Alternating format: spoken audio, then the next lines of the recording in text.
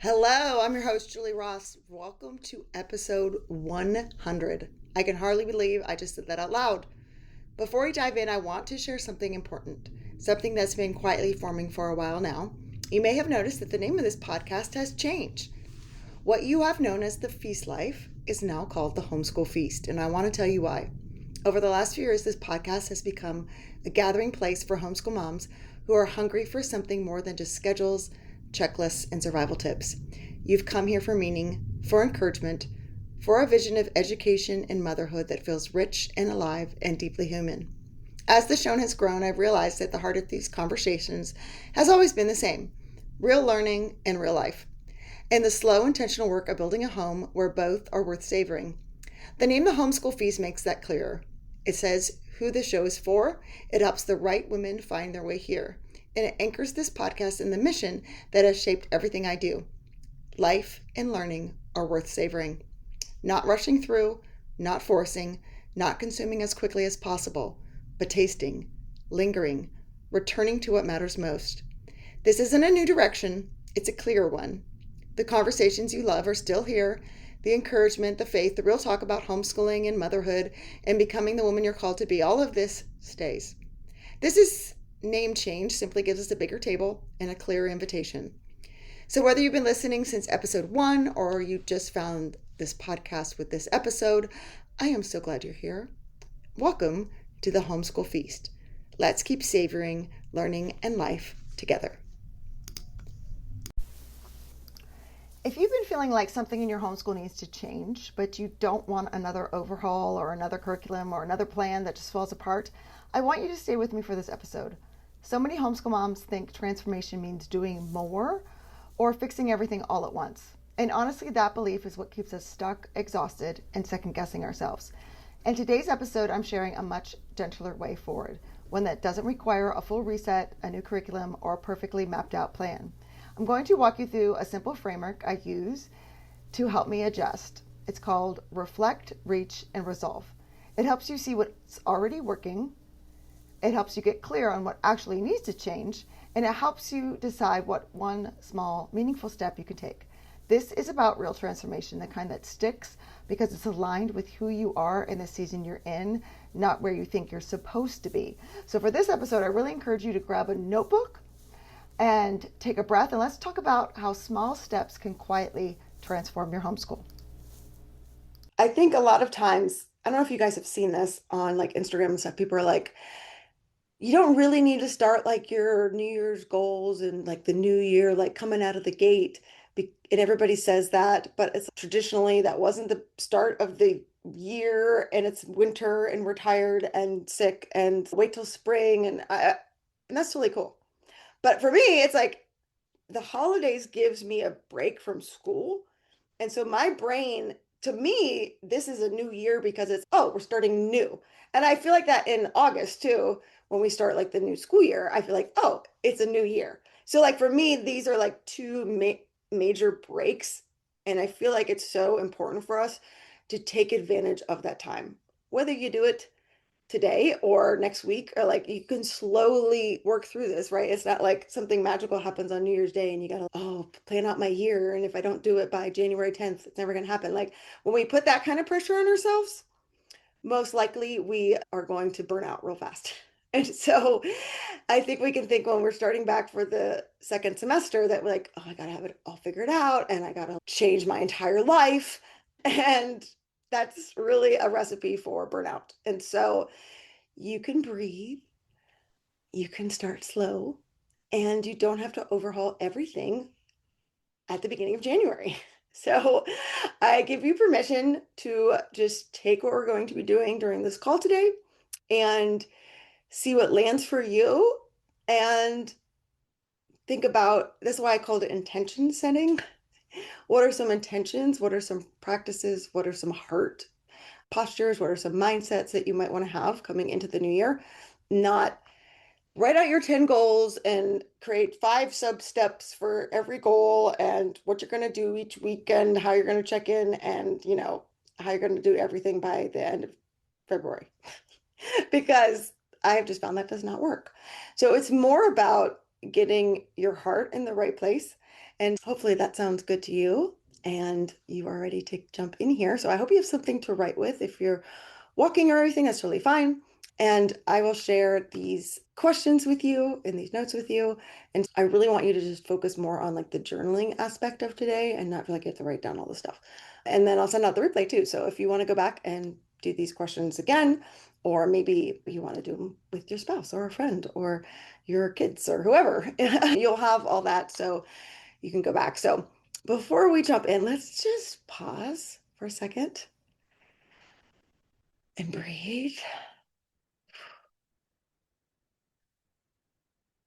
Who felt like the past month has been a whirlwind of craziness? Okay, glad I'm not the only one. Like today, I woke up and I'm like, oh my gosh, I can finally breathe. Okay, we're not traveling, we're not going here or there, and we're home, and I'm gonna wake up in the same bed and I'm gonna have breakfast and do my thing. And it was like, oh, this feels so good. Okay, so close your eyes if you can. Take a deep breath in, hold it, and let it go. Right, feel your shoulders relax. Let's do that one more time. Breathe in and hold. Let it out. See if you could make your arms really heavy. All right, let's do that one more time. Breathe in and hold and breathe out. And put your feet firmly on the floor. See if you can feel the floor or your shoes or your socks. If you're sitting, can you feel the chair that you're in? Just be here. Dear Lord, I thank you that we can have this time in the midst of all the busyness and the magic and the family and the traveling and all the things from the past month, Lord, and all the pressure that we put on ourselves to make the holidays go smooth and joyful for our family. It is a lot. And I just pray right now that whatever we're still carrying from that, whether it's emotions or disappointment, or maybe we're just telling ourselves, okay, let's just focus on this year. And we're putting all this pressure on ourselves for what we might want to change or do, Lord. I just pray that we can just surrender it. If you have your hands, you can open them. And I just pray that we could just leave it with you. I pray that you would guide our time, Lord. I pray that you would guide our hearts and our minds and our intentions, that we may follow in your footsteps. In Jesus' name, amen. Okay, I'm so glad to be doing with you guys. Okay, so today we're going to be doing like a little mini version of these 3 steps that I do every year. So the first step is reflect, because we need to look back at the past before we move forward. The second step is reach and get a vision for where we're going. And then the last step is resolve. I like things that are cheesy and I can remember them better if they all start with the same letter. So reflect, reach, and resolve. Okay, so the first step is reflect. So if you have a journal, I want you to take a minute and think about the past year, not with judgment, but with kindness. And I want you to write down at least 5 things that went well. Every year I try to come up with, whatever year it is, that many things that I'm grateful for the past year. But let's just do 5. And then if you want to add 20 more for 2025 later, you can. These don't have to be big dramatic wins. They can just be small little moments of peace. Maybe a moment where you responded differently than you have in the past. A moment where you felt supported. What hard things did you move through? Not move through perfectly, but was there something hard this year that you survived? Because that's a win. How did you show up with courage or honesty brave.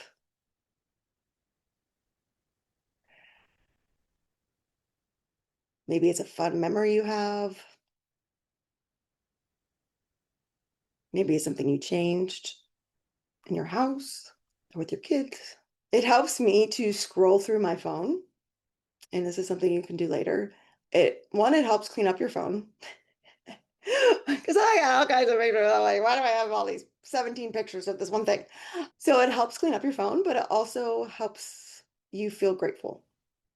So I just look back at the pictures and I'm grateful for those times. I spend time just praising God for each of those things. And it's a really beautiful time. So I try to allow myself time at the beginning of the year just to go through, clean up the photos from last year and reflect and be grateful.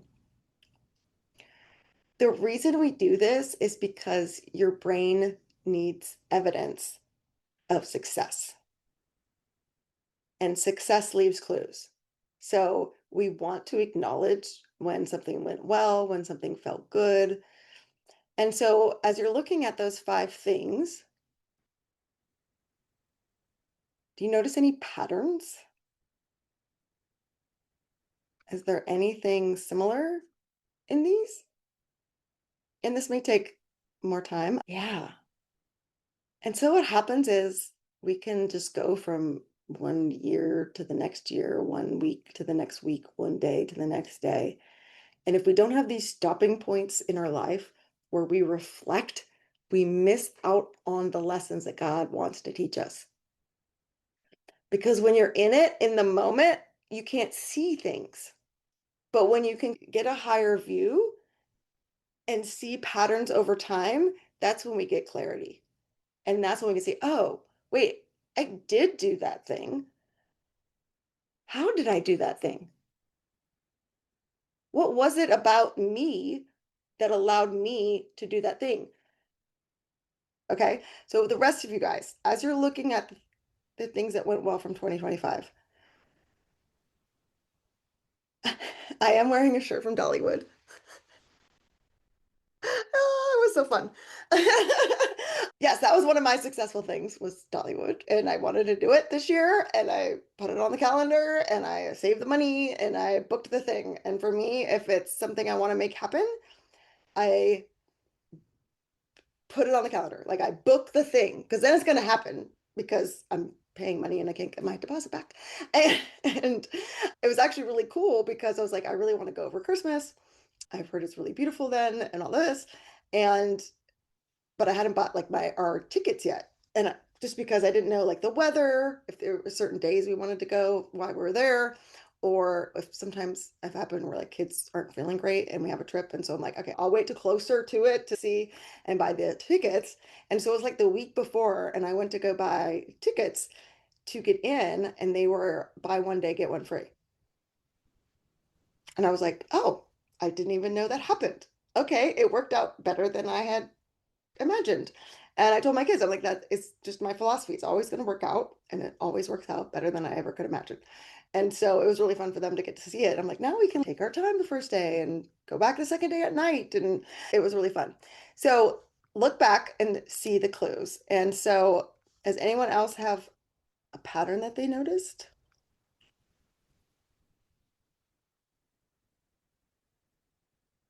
Because oftentimes we can look back on the year with regret, and we don't want to do that. We don't want to come from a place of lack. We want to come from a place of gratitude. And so, not that we're being Pollyannish, right? Because even in the hard things, if you're here, you survived. And so that is a win, and acknowledge that.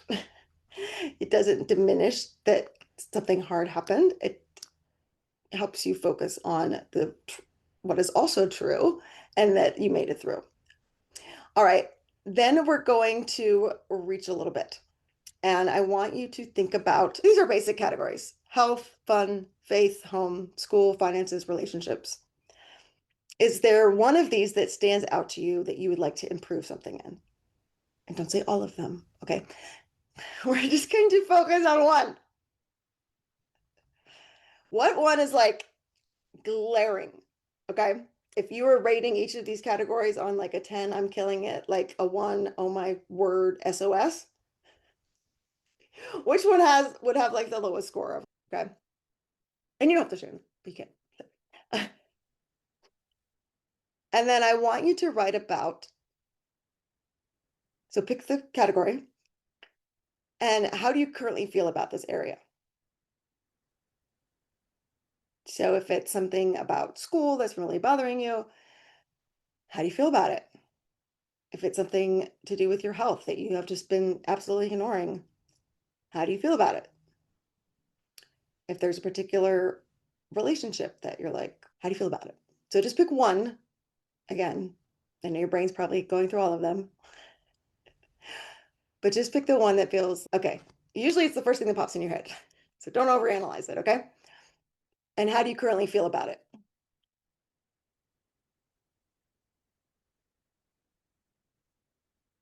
And pick the area that tugs at your heart, not the one that you think you should pick.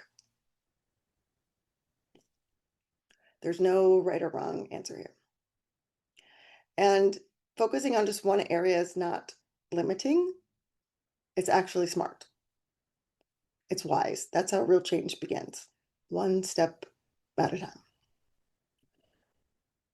All right, so as you think about that area, and it might help if you close your eyes or you can just look down or whatever helps you.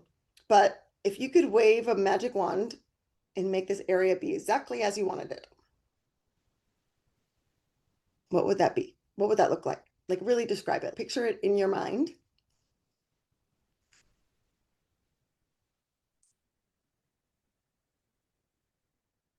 And if that was true, how would you feel?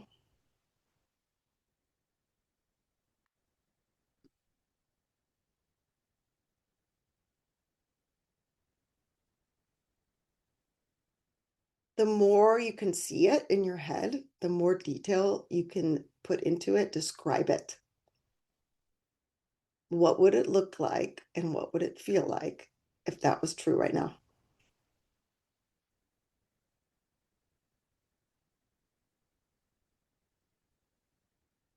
And then how would you feel? Would you feel more calm, joyful, peaceful, free, supported, at ease? And just feel that feeling.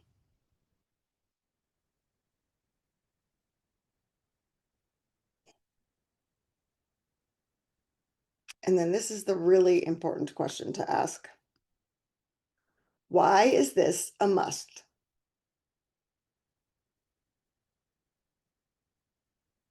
Because if it's not a must, it's a hope or a wish or, oh, wouldn't that be nice?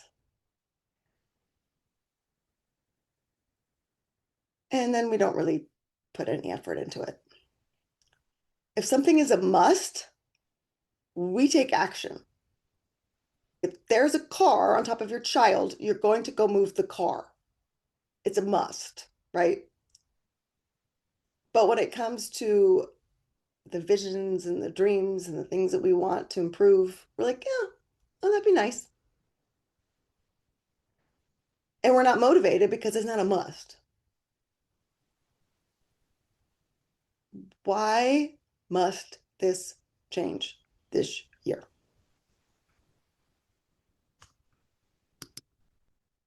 And it's okay if you need time to think about that.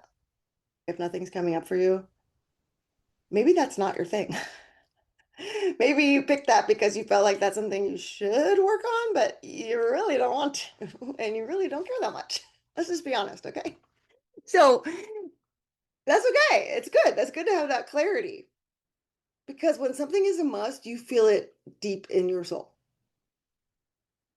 deep everything in you. And that's what helps lead to change. Okay. So we've reflected on what went well. We've we have a vision because that's the thing. Most of us are just aimlessly drifting through life. And then we wonder why we have results that feel like emoji, right? Because that's what we're doing.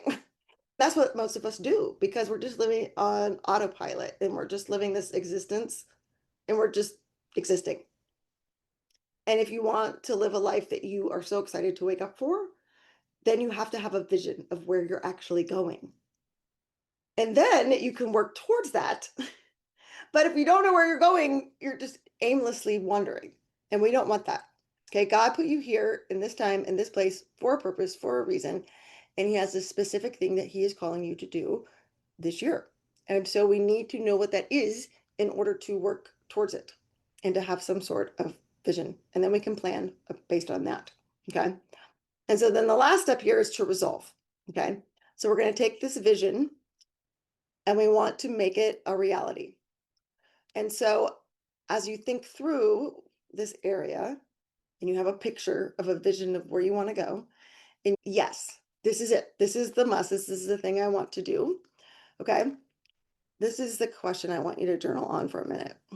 What are you no longer willing to tolerate when it comes to this?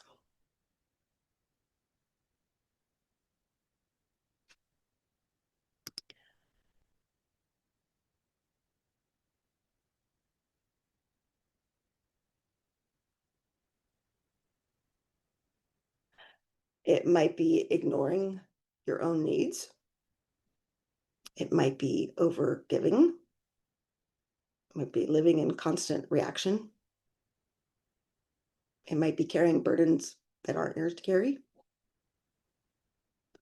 It might be staying silent when something doesn't feel right. It might be pretending that everything's fine. It might be not willing to take time for yourself. Whatever it is. It might be, sticking your head in the sand and hoping it'll just magically go away. I've done all these things. And I still do.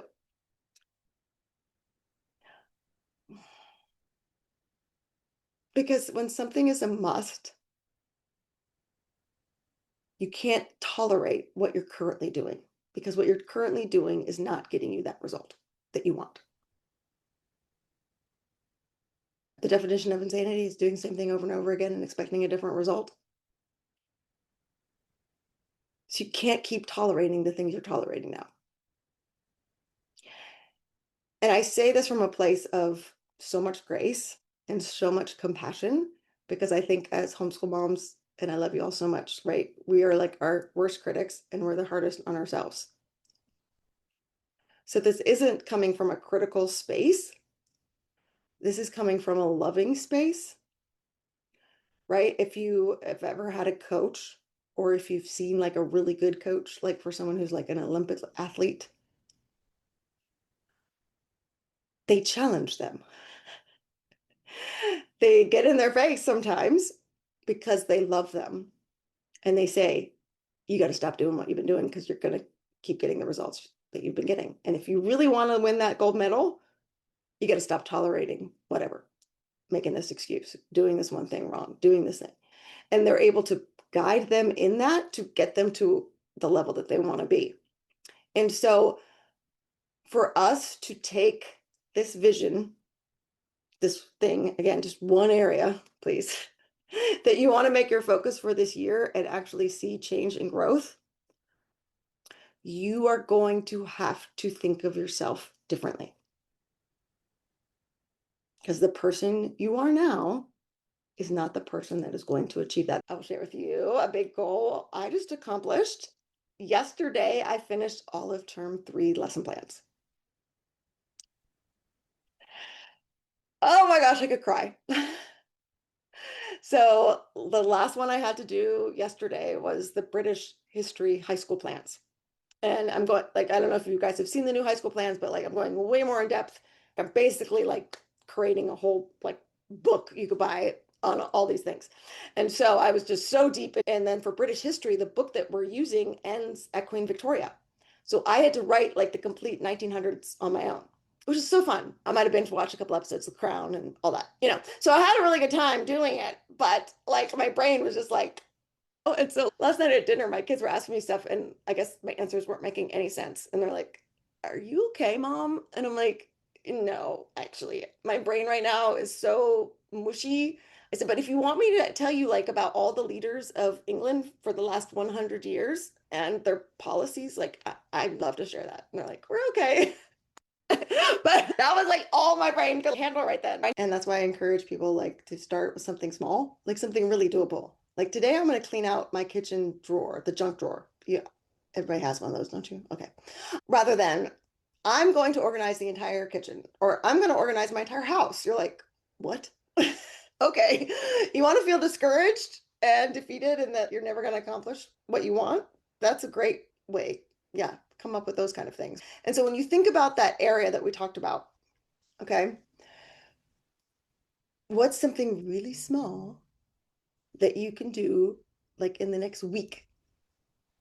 It's not like I'm going to get out of debt tomorrow. That's probably not, or this month, or whatever is probably not realistic, right? And so it's okay, what's one small step? And when you do that small step, rather than go, okay, whew, I did that. Okay, now what's next? Just let yourself feel the feeling of doing that one thing. Oh, I wrote down how much we owe and I wrote down what's in our accounts and I didn't die. Yes, go me. I am killing it with the finances. Oh, okay. What's next? Because when your brain thinks about climbing Mount Everest, it's I ain't doing that. But when it's, oh, wait, I did that one little thing and we're still here. Okay, that wasn't so scary. Last spring, I took my kids zip lining up in the mountains in North Carolina, and I've always been afraid of heights, and I've never been zip lining before. So it was a great idea for me to do this. Okay, yes. So I'm like, we're gonna do this is great. And the whole time I'm like, okay, like I want to show them like you can do hard things and it's gonna be okay. And in my mind, I didn't really know how it worked. I don't know if you guys have zip lined, but the picture they show like on the advertisements is like this huge zip line over this like valley in these mountains in North Carolina. So I'm thinking you get on the van, you drive up to the top of the mountain, and you do the zip line, and that's like, woohoo, fun. But that's not how they did it. We started out on the ground, and there was a zip line that was literally maybe 10 feet long and 1 foot off the ground. And I was like, okay, yeah, I can do that. That's fun.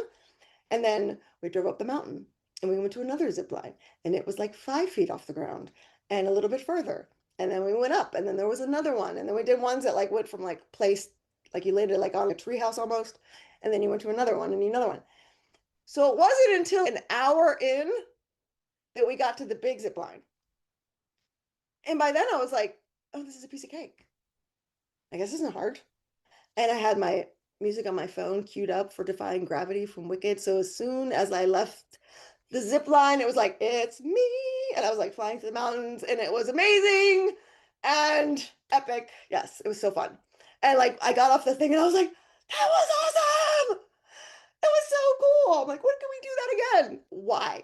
Because I didn't have to go do the big one. I probably would have freaked out actually if we had to go do that big one the first time. It was so high, guys. It was literally above the trees on these mountains, and I would have probably had a panic attack. But building it didn't feel so scary.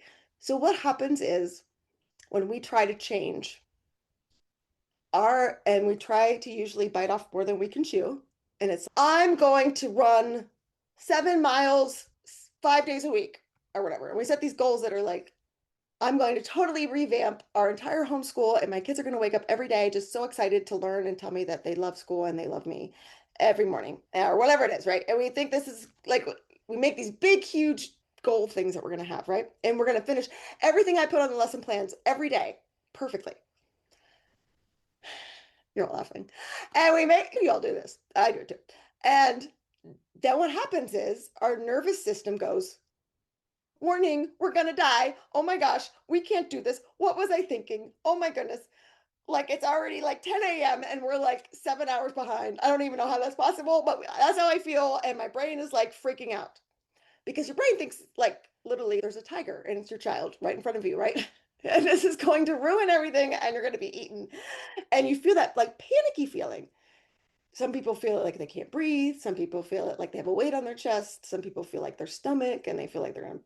And if I had to go up to that mountain and I had to do that big zip line, I would have felt the same way because your brain just panics. And you go to the gym and you're like, ah, I can't do all this. I can't lose weight. What am I doing? Ah. And so doing those small little steps helps your nervous system be calm with whatever it is. And it's, oh, I ran from my house to the end of the street. That's literally how I trained. I started running. I ran from my house to the end of the street. I was like, oh, I didn't die. Okay, that wasn't so bad. And then I would, I did that for a couple weeks and then I added, okay, I'm going to go run 2 blocks today. And then eventually ran a half marathon. Like it started though with me running to the end of my driveway and the end of my street. So how can you take this thing that you want to change and bring it really down? We're going to do these 2 things for our morning time this week. And I'm going to make sure these 2 things are done every day. Maybe one thing. Not, I'm going to do 10 subjects today perfectly and follow the schedule. Your brain will freak out. Start small. Build that confidence, build that muscle. Okay, so let's review. Reflect back on last year, find the patterns, what works well.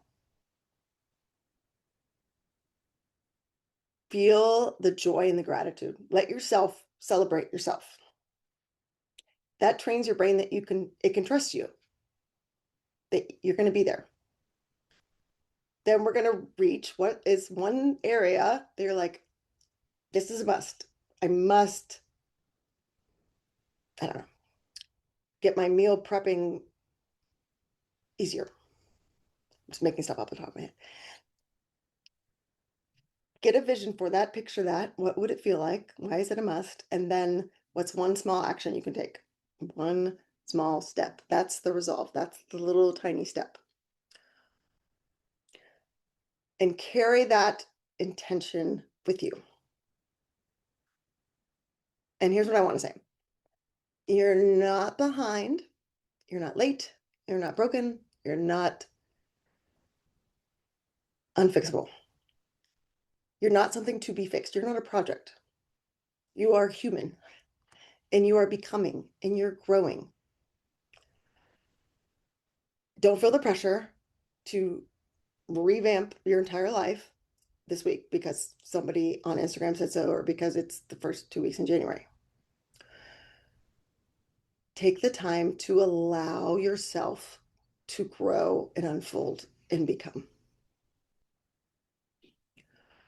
And take that intention, take what you wrote down today and just hold it loosely. Hold it gently.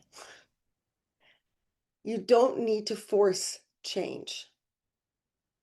You need to stay present and you need to trust and allow the steps to unfold. There's that song in Frozen 2, like the next right thing. It's okay, God, what's the next right thing? What's the next step? We had in one of my neighborhoods, we had these motion detector streetlights. And so like at night, the streets would be dark, but when you walked under the streetlight, it would turn on. And so you would be like, eh. And then you get to the streetlight, you're like, oh, it's okay. But then you're like, if I want to actually keep going, I have to go where it's dark, where I don't know what might be behind that bush right there. I can't see it, or I might see the shadow and it's scary, but I'm going to keep going. And you get to the next street light and you're like, okay, that's what this process is like. And so often we're like, God, could you please tell me all the steps I need to do to change this one thing?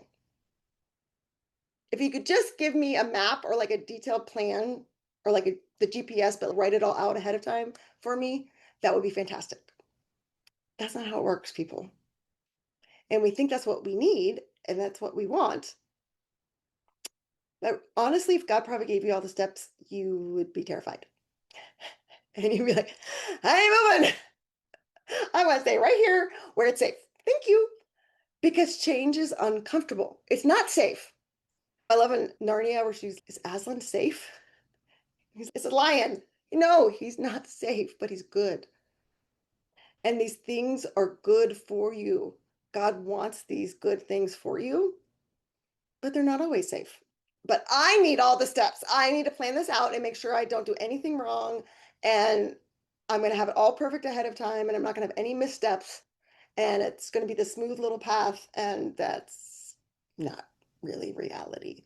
And what happens is then we get stuck and we overthink it and we feel like we can't take any action. When you don't take action, nothing will change. You're guaranteed to fail by not doing anything. That's 100% guaranteed. But your brain is, oh, but if we just think about it some more, I can keep you safe longer. I can make sure you just stay in this one spot that's comfortable. It might not be really good for you, and you might not be that happy, and we might not be setting the best example for our kids, but you're safe here. This is known. So let's just stay here a little longer. Let's just think about it. Oh, did you really research that a little more? I don't know. Maybe you should talk to somebody about it, or maybe 5 more people about it. Rather than just taking, okay, God, like I'm just going to do this one little step. Okay, I'm going to trust that you're going to lead, but this is my intention. This is my desire. This is what's on my heart. And I surrender the how to you, but show me this next step. And as you think about the year ahead, I hope that has taken some weight off. You don't have to plan it all out right now. You don't have to plan out all the steps of how you're going to achieve XYZ. You just need to take the next step. And the next step can't be all of it. Thanks for listening to today's episode of the Homeschool Feast. Let's wrap up with our key takeaways. Number one, you don't need to overhaul your life at the beginning of a new year. The start of a new year doesn't require a complete reinvention. Real lasting change comes from starting slow, staying present, and releasing the pressure to have everything mapped out immediately. Number two, reflection builds confidence and clarity. Look back over the past year with kindness, not criticism. This helps your brain recognize growth and resilience. Gratitude reveals patterns of success and gives you evidence that you are capable and moving forward. Number three, focus on one area that truly matters. Instead of trying to improve everything all at once, choose a single area that tugs at your heart. The one that feels like a must, not a should.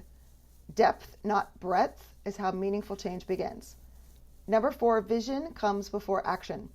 When you can clearly picture what you want an area of your life to look like and why it matters, you create motivation that is rooted in purpose rather than guilt or comparison. And number five, small steps calm the nervous system, and this creates momentum. Change doesn't happen through giant leaps. It happens through tiny, doable actions that build trust with yourself. One step leads to the next, and clarity unfolds through action, not overthinking. So, as you start into this new year, I want you to take the time to reach, reflect, and resolve, and start taking those key steps that are going to transform your homeschool. Thanks for listening.